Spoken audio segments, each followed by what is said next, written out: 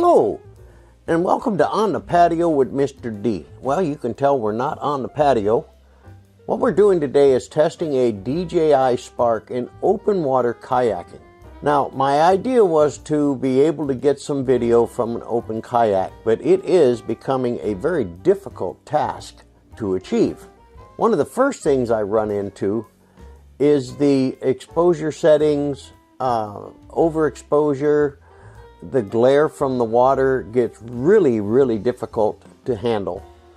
And so I picked up some Polarpro filters, and in this particular test I'm using the PL-ND16, and it is so difficult to change manual settings while you're in flight, managing the boat, managing the controller, trying to get the right exposures. It is extremely difficult to do.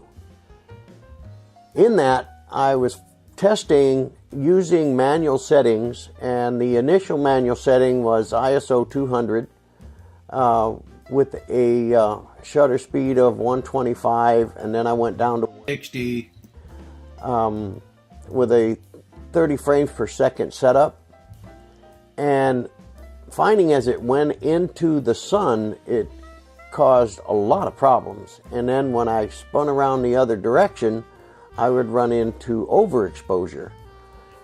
So then I would have to do a manual adjustment on the controller, and trying to paddle the kayak and all that other stuff made this whole process very difficult to do. Now what I am going to do is to continue to test these and try to find out the best settings, if there is, or should I use auto settings. And as you can see towards the end of this video, I switch over to automatic settings using the PL-ND16 from Polarpro.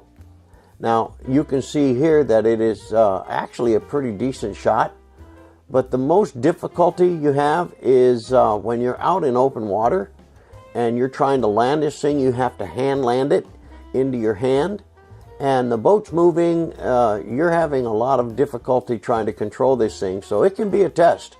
We'll see you on the next one.